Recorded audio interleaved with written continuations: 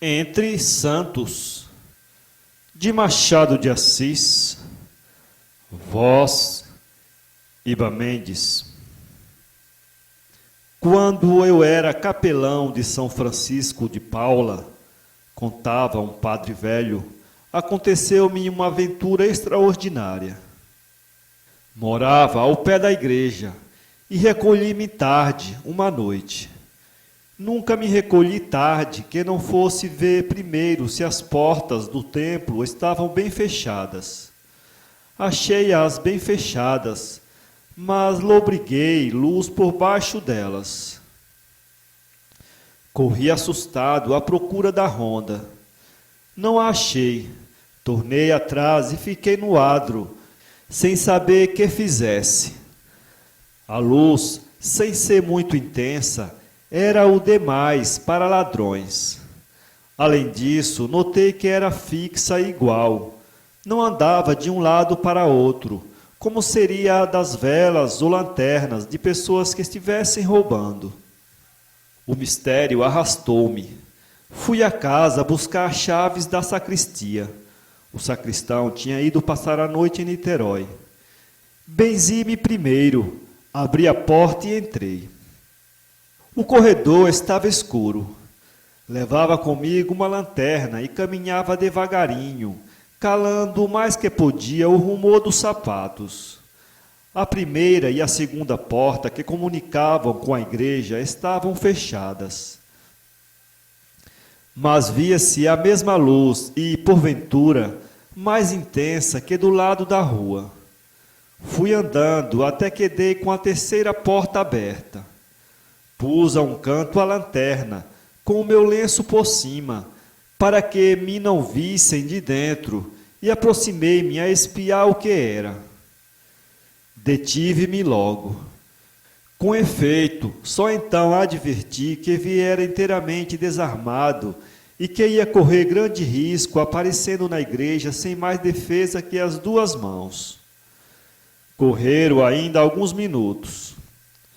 Na igreja a luz era a mesma, igual e geral, e de uma cor de leite que não tinha a luz das velas. Ouvi também vozes que ainda mais me atrapalharam, não cochichadas nem confusas, mas regulares, claras e tranquilas, à maneira de conversação. Não pude entender logo o que diziam. No meio disto, assaltou-me uma ideia que me fez recuar. Como naquele tempo os cadáveres eram sepultados na igreja, imaginei que a conversação podia ser de defuntos. Recuei espavorido, e só passado algum tempo é que pude reagir e chegar outra vez à porta, dizendo a mim mesmo que semelhante ideia era um disparate. A realidade ia dar-me coisa mais assombrosa que um diálogo de mortos. Encomendei-me a Deus, benzi-me outra vez e fui andando, sorrateiramente, encostadinho à parede, até entrar. Vi então uma coisa extraordinária. 2 dos 3 santos do outro lado, São José e São Miguel, à direita de quem entra na igreja pela porta da frente, tinham descido dos nichos e estavam sentados nos seus altares. As dimensões não eram as das próprias imagens, mas de homens. Falavam para o lado de cá, onde estão os altares de São João Batista e São Francisco de Sales. Não posso descrever o que senti. Durante algum tempo, que não chego a calcular, fiquei sem ir para diante nem para trás, arrepiado e trêmulo. Com certeza, andei beirando o abismo da loucura e não caí nele por misericórdia divina. Que perdi a consciência de mim mesmo e de toda outra realidade que não fosse aquela, tão nova e tão única, posso afirmá-lo. Só assim se explica a temeridade com que, dali a algum tempo, entrei mais pela igreja, a fim de olhar também para o lado oposto. Vi aí a mesma coisa. São Francisco de Sales e São João, descido dos nichos, sentados nos altares e falando com os outros santos. Tinha sido tal a minha estupefação que eles continuaram a falar, creio eu, sem que eu sequer ouvisse o rumor das vozes. Pouco a pouco adquiri a percepção delas e pude compreender que não tinham interrompido a conversação. Distingui-as, ouvi claramente as palavras, mas não pude colher desde logo o sentido. Um dos santos, falando para o lado do altar-mor, fez-me voltar a cabeça, e vi então que São Francisco de Paula, o oráculo da igreja, fizera a mesma coisa que os outros, e falava para eles, como eles falavam entre si. As vozes não subiam de um tom médio e, contudo, ouviam-se bem, como se as ondas sonoras tivessem recebido um poder maior de transmissão. Mas, se tudo isso era espantoso, não menos o era a luz, que não vinha de parte nenhuma, porque os lustres e castiçais estavam todos apagados. Era como um luar que ali penetrasse, sem que os olhos pudessem ver a lua. Comparação tanto mais exata quanto que, se fosse realmente luar, teria deixado alguns lugares escuros, como ali acontecia, e foi num desses recantos que me refugiei. Já então procedi automaticamente. A vida que vivi durante esse tempo todo não se pareceu com a outra vida anterior e posterior. Basta considerar que, diante de tão estranho espetáculo, fiquei absolutamente sem medo. Perdi a reflexão, apenas sabia ouvir e contemplar. Compreendi, no fim de alguns instantes, que eles inventariavam e comentavam as orações e implorações daquele dia. Cada um notava alguma coisa. Todos eles, terríveis psicólogos, tinham penetrado a alma e a vida dos fiéis e desfibravam os sentimentos de cada um, como os anatomistas escalpelam um cadáver. São João Batista e São Francisco de Paula, duros ascetas, mostravam-se às vezes enfadados e absolutos. Não era assim São Francisco de Sales. Esse ouvia ou contava as coisas com a mesma indulgência que presidira o seu famoso livro da Introdução à Vida Devota. Era assim, segundo o temperamento de cada um, que eles iam narrando e comentando. Tinham já contado casos de fé sincera e castiça, outros de indiferença, dissimulação e versatilidade. Os dois ascetas estavam a mais e mais anojados, mas São Francisco de Sales recordava-lhes o texto da Escritura. Muitos são os chamados e poucos os escolhidos, significando assim que nem todos os que ali iam à igreja levavam um coração puro. São João abanava a cabeça. Francisco de Sales, digo-te que vou criando um sentimento singular em santo. Começo a descrer dos homens. Exageras tudo, João Batista, atalhou o santo bispo. Não exageremos nada. Olha, ainda hoje aconteceu aqui uma coisa que me fez sorrir, e pode ser, entretanto, que te indignasse. Os homens não são piores do que eram em outros séculos. Descontemos o que há neles ruim, e ficará muita coisa boa. Crê isto e hás de sorrir ouvindo o meu caso. Eu? Tu, João Batista, e tu também, Francisco de Paula. E todos vós haveis de sorrir comigo, e, pela minha parte, posso fazê-lo, pois já intercedi e alcancei do Senhor aquilo mesmo que me veio pedir esta pessoa. Que pessoa? Uma pessoa mais interessante que o teu escrivão José e que o teologista Miguel. Pode ser, atalhou São José, mas não há de ser mais interessante que a adúltera que aqui veio hoje prostrar-se a meus pés.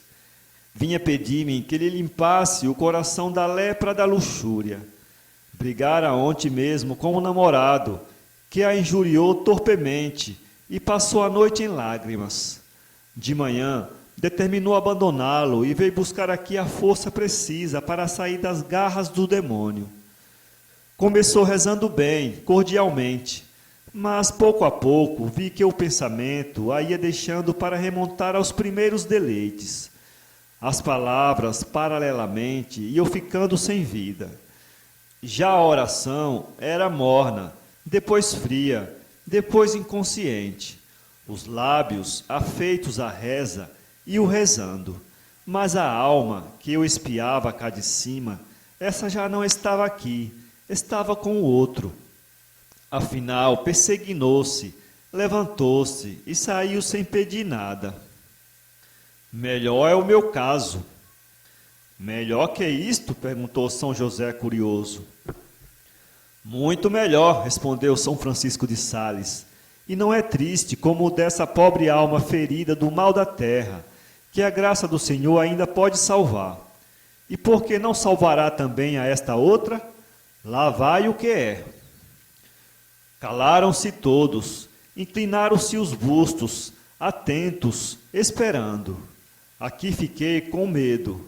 Lembrou-me que eles, que veem tudo o que se passa no interior da gente, como se fôssemos de vidro, pensamentos recônditos, intenções torcidas, ódios secretos, bem podiam ter-me lido já algum pecado ou germe de pecado.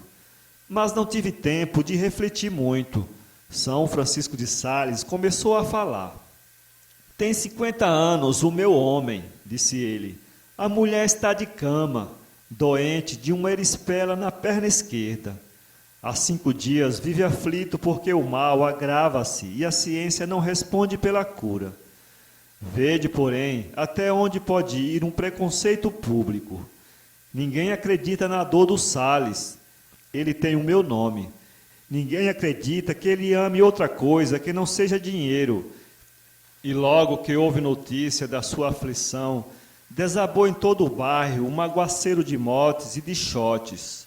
Nem faltou quem acreditasse que ele gemia antecipadamente pelos gastos da sepultura. Bem podia ser que sim, ponderou São João.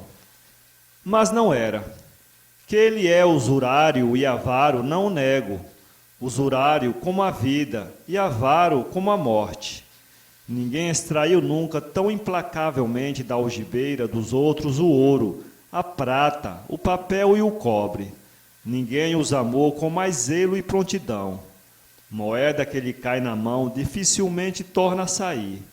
Tudo o que lhe sobra das casas mora dentro de um armário de ferro, fechado a 7 chaves. Abre-o às vezes por horas mortas, contempla o dinheiro alguns minutos e fecha-o outra vez depressa. Mas nessas noites não dorme, ou dorme mal.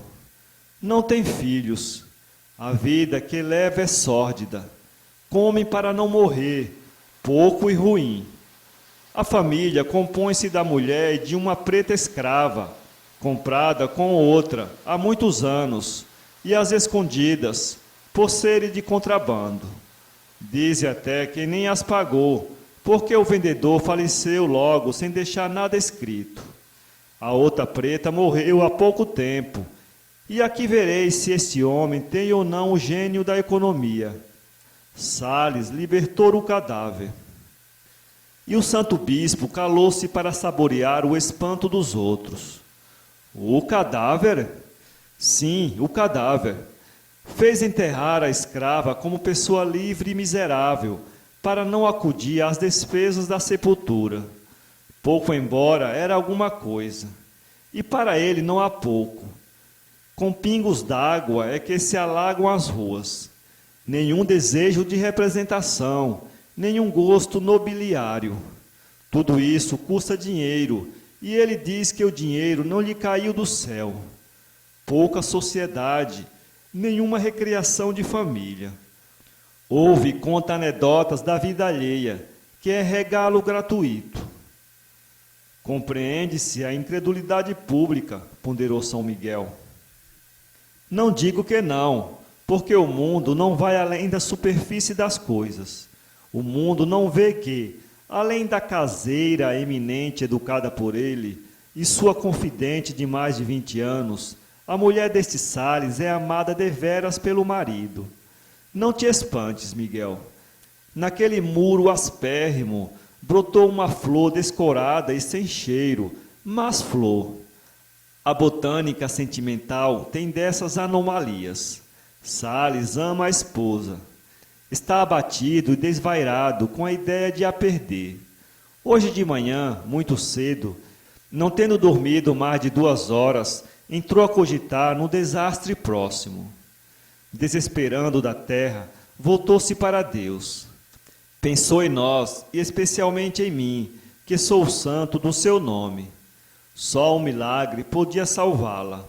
Determinou vir aqui. Mora perto e veio correndo. Quando entrou, trazia o olhar brilhante e esperançado. Podia ser a luz da fé, mas era outra coisa muito particular que vou dizer. Aqui peço-vos que redobreis de atenção. Vi os bustos inclinarem-se ainda mais. Eu próprio não pude esquivar-me ao movimento e dei um passo para diante. A narração do santo foi tão longa e miúda, a análise tão complicada, que não as ponho aqui integralmente, mas em substância. Quando pensou em vir pedir-me que intercedesse pela vida da esposa, Sales teve uma ideia específica de usurário, a de prometer-me uma perna de cera.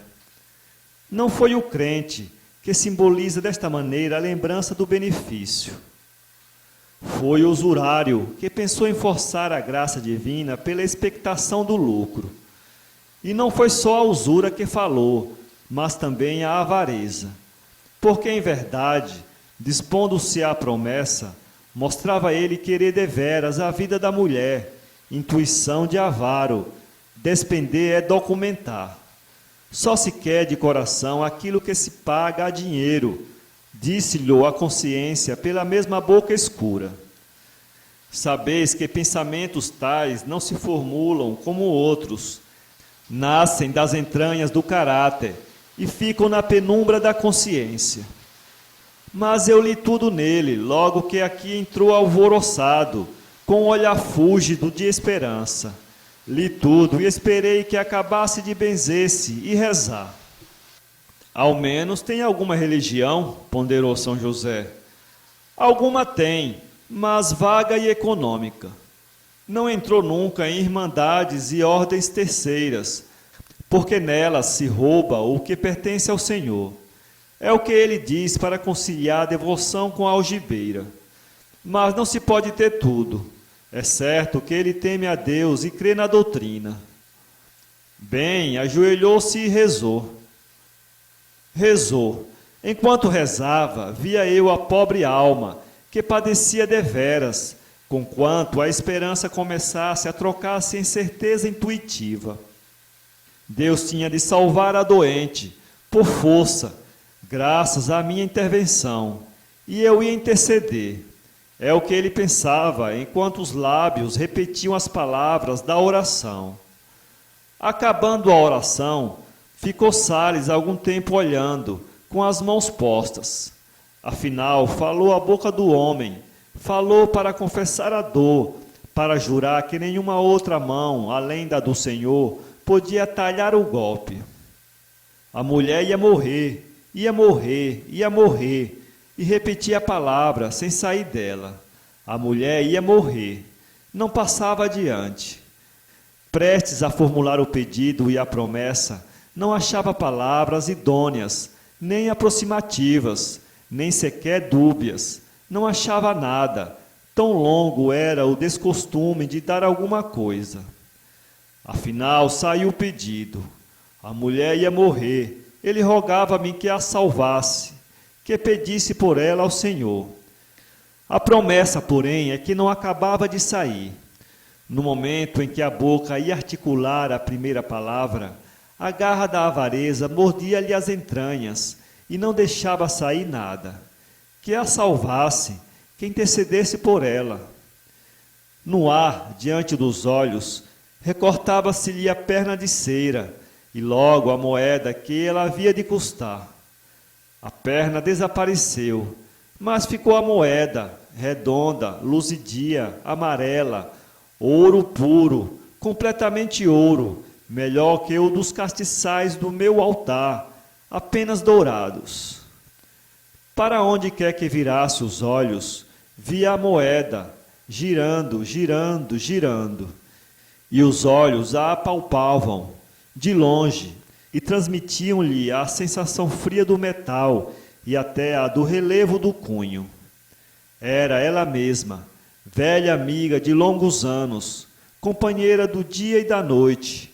Era ela que ali estava no ar, girando às tontas. Era ela que descia do teto, ou subia do chão, ou rolava no altar, indo da epístola ao evangelho, ou tilintava nos pingentes do lustre. Agora, a súplica dos olhos e a melancolia deles eram mais intensas e puramente voluntárias. Vi-os alongarem-se para mim, cheios de contrição, de humilhação, de desamparo, e a boca ia dizendo algumas coisas soltas. Deus, os anjos do Senhor, as bentas chagas, palavras lacrimosas e trêmulas, como para pintar por elas a sinceridade da fé e a imensidade da dor. Só a promessa da perna é que não saía. Às vezes, a alma, como pessoa que recolhe as forças, a fim de saltar um valo, fitava longamente a morte da mulher e rebolcava-se no desespero que ela lhe havia de trazer. Mas à beira do valo, quando ia dar o salto, recuava. A moeda emergia dele e a promessa ficava no coração do homem. O tempo ia passando. A alucinação crescia, porque a moeda, acelerando e multiplicando os saltos, multiplicava-se a si mesma e parecia uma infinidade delas. E o conflito era cada vez mais trágico. De repente, o receio de que a mulher podia estar expirando gelou sangue ao pobre homem, e ele quis precipitar-se. Podia estar expirando. Pedia-me que intercedesse por ela, que a salvasse. Aqui o demônio da avareza sugeria-lhe uma transação nova, uma troca de espécie, dizendo-lhe que o valor da oração era superfino e muito mais excelso que o das obras terrenas. E o Sales, curvo, contrito, com as mãos postas, o olhar submisso, desamparado, resignado, pedia-me que lhe salvasse a mulher. Que lhe salvasse a mulher e prometia-me 300, não menos, 300 Padre Nossos e 300 Ave Marias. E repetia enfático, 300, 300, 300. Foi subindo, chegou a 500, a 1000 Padre Nossos e 1000 Ave Marias. Não vi esta soma escrita por letras do alfabeto, mas em algarismos, como se ficasse assim mais viva, mais exata, e a obrigação maior, e maior também a sedução. 1000 Padre Nossos, 1000 Ave Marias, e voltaram as palavras lacrimosas e trêmulas, as bentas chagas, os anjos do Senhor, 1000, 1000, 1000. Os 4 algarismos foram crescendo tanto que encheram a igreja de alto a baixo, e com eles crescia o esforço do homem e a confiança também. A palavra saía-lhe mais rápida, impetuosa, já falada, 1000, 1000, 1000, 1000. Vamos lá, podeis rir à vontade, concluiu Francisco de Sales. E os outros santos riram efetivamente, não daquele grande riso decomposto dos deuses de Homero, quando viram um coxo vulcano servir à mesa, mas de um riso modesto, tranquilo, beato e católico. Depois não pude ouvir mais nada. Caí redondamente no chão. Quando dei por mim era dia claro. Corri a abrir todas as portas e janelas da igreja e da sacristia, para deixar entrar o sol, inimigo dos maus sonhos. São Paulo, 2017. www.poeteiro.com